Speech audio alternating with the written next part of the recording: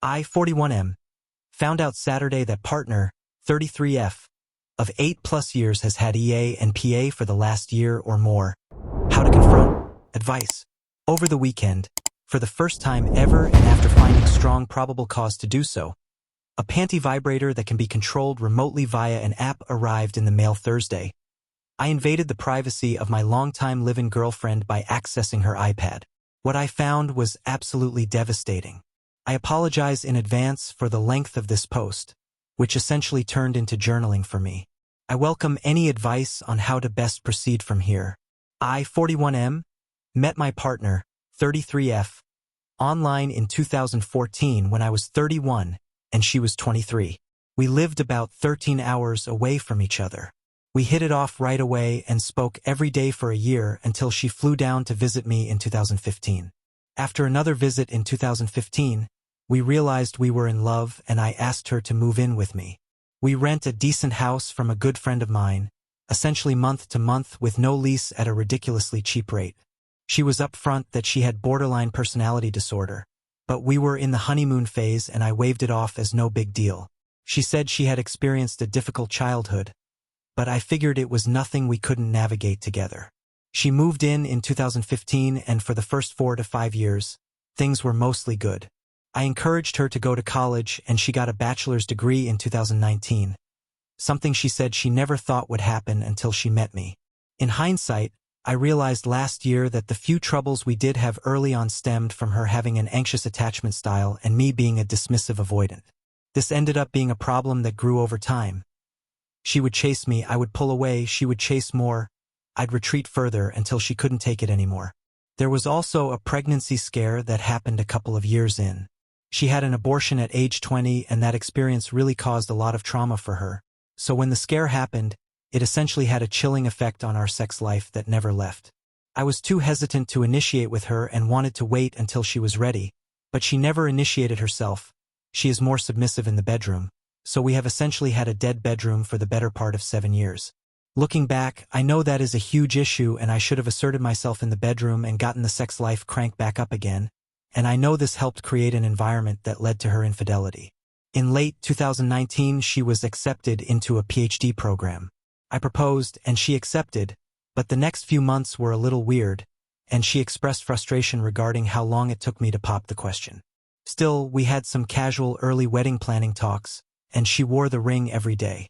A few months later, COVID happened, then the George Floyd murder, and she really struggled with anxiety about what was happening in the world in 2020. This period really serves as a tipping point for our relationship. That's when she asked to move out and take a break. She defined it not as a breakup but more of a shift to a traditional dating period with us living apart but in the same town, which we had never experienced. She didn't change her relationship status to single, but she did remove it entirely from her Facebook page. She also made her friends list private. Obviously, this didn't sit well with me, but I didn't want to press the issue either. She was in the first year of a 4-year graduate program, so she was stuck in the area for a while, and one of her classmates had just broken up with her longtime boyfriend and needed help paying rent. Our finances started to get a little strained with her bringing in a very small stipend.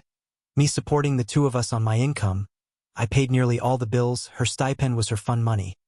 Not to mention that she struggles badly with spending and loves the finer things in life. We definitely were living outside of our means with travel, dining out, drinking, etc. Anyway, she lived with her classmate for 3 months, during which we stayed in contact and went out on monthly dates, until she had an absolute meltdown, asking me to bail her out of the roommate situation, saying she wanted to move back in with me. I was reluctant to let her back in, but her roommate was a lunatic, her words, and she had nowhere else to go. I really felt I had no choice, regardless of how ready I was. Take her back or be the asshole. She told me that the roommate had gotten in her head about me, had told her I was a terrible guy, told her she could do better, etc., and that, eventually, she believed it when in reality the roommate was trying to break us up merely so she could have someone to split rent with. In hindsight, it's likely that she was already done with the relationship at this point but needed someone to provide for her as she finished her graduate program, so she ran back to me. That said, things seemed pretty good after she moved back in late 2020 and 2021 and our finances were in better shape than ever, but only because I put a lot of time into a side hustle which kept me out of the house a good bit. She seemed happy most days, But it's evident now that she was sustaining herself with an EA with, let's call him Tony, that I learned of this past weekend, which I think started while she was living in the apartment with her classmate.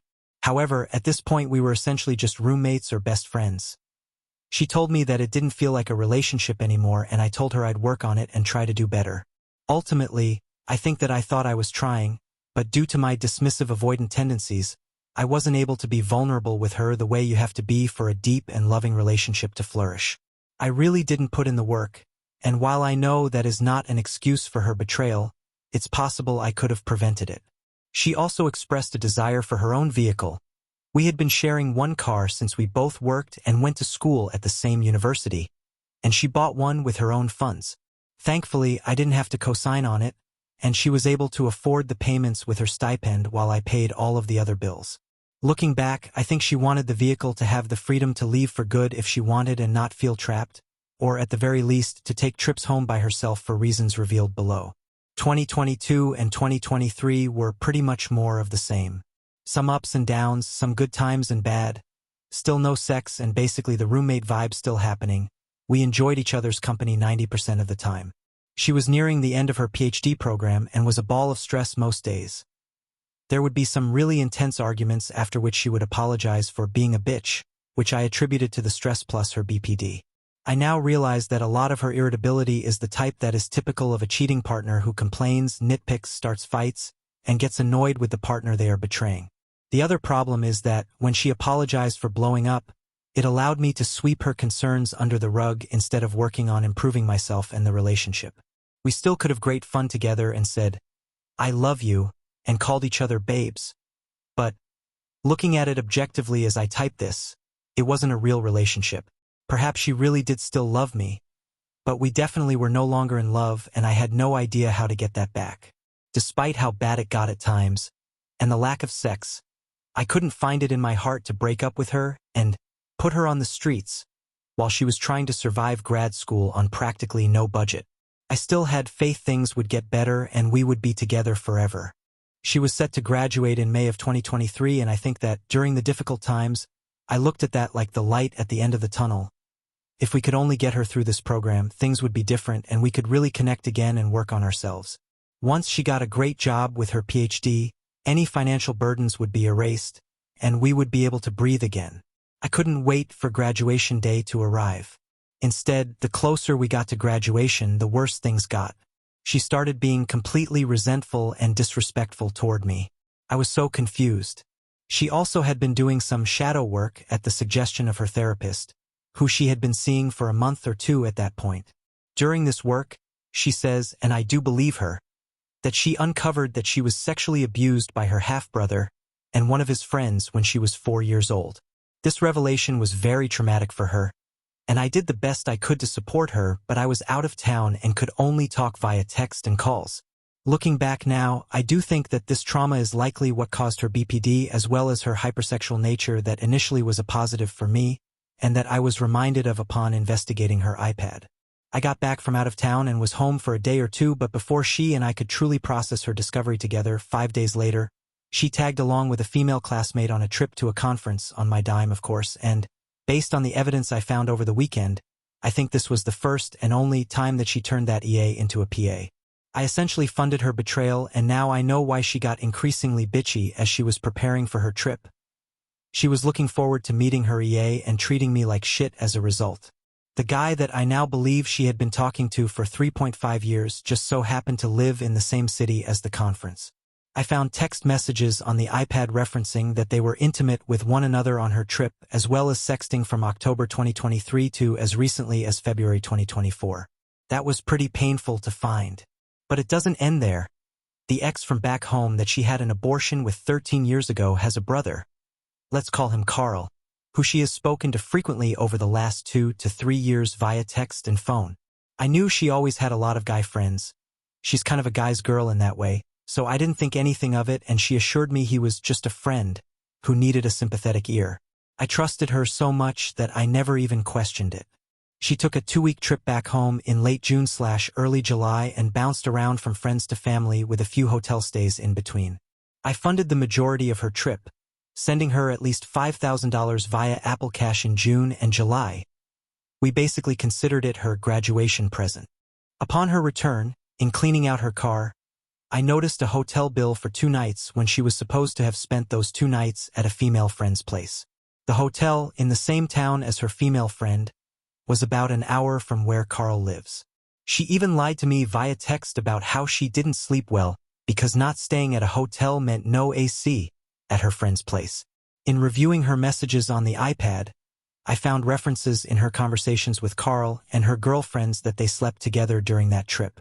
From what I can tell, it was the first time, but I have no way to know for sure.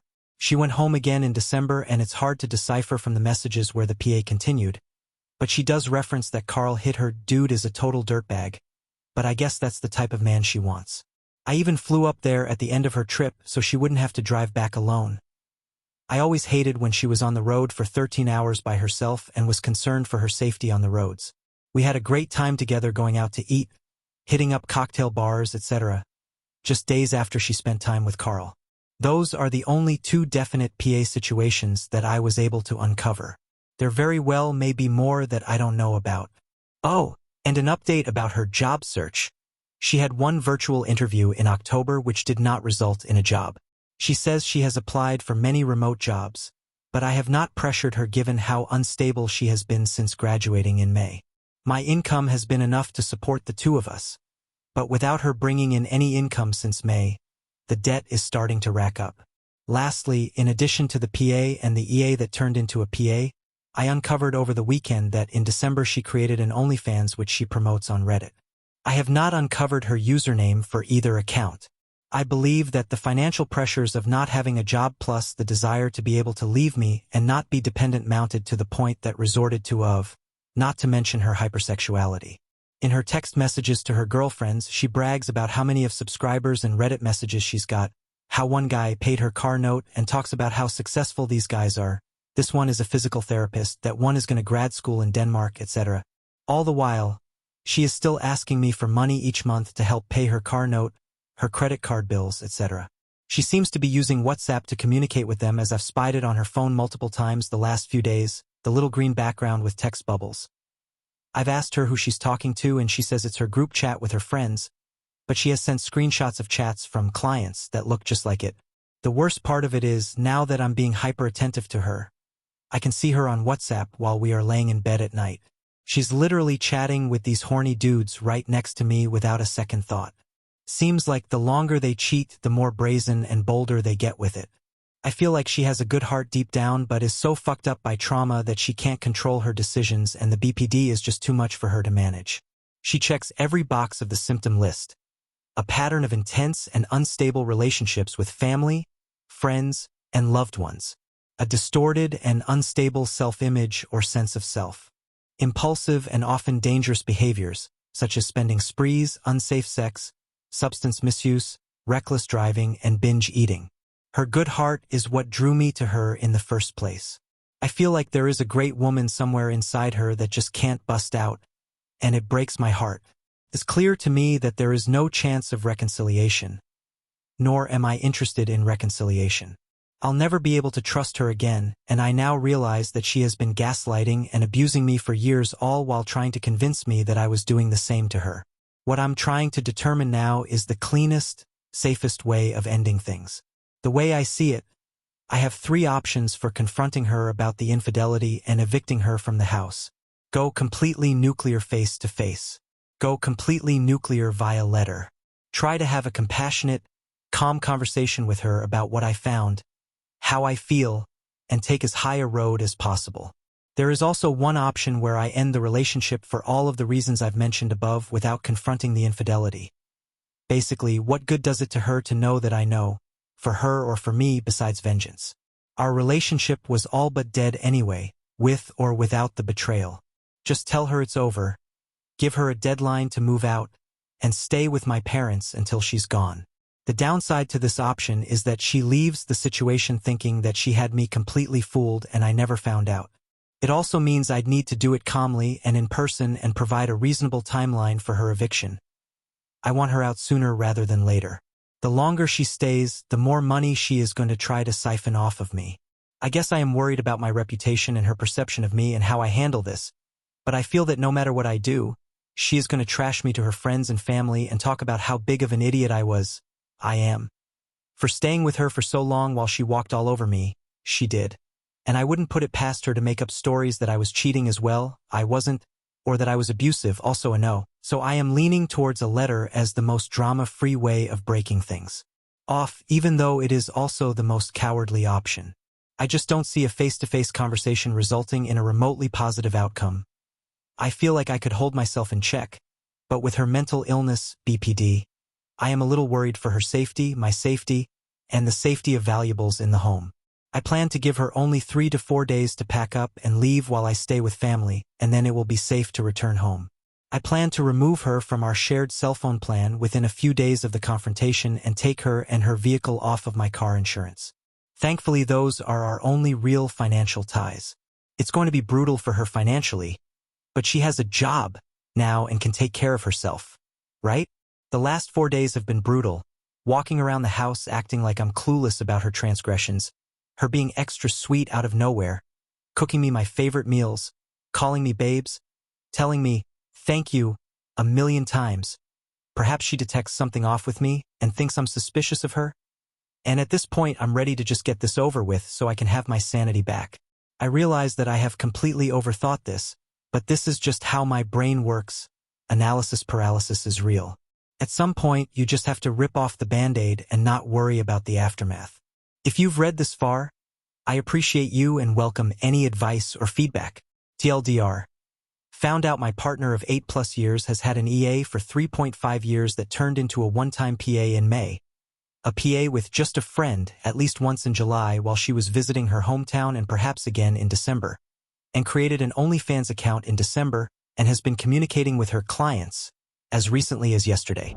I supported her through 8 years of school. She earned her PhD in May, but is unemployed outside of. How do I proceed?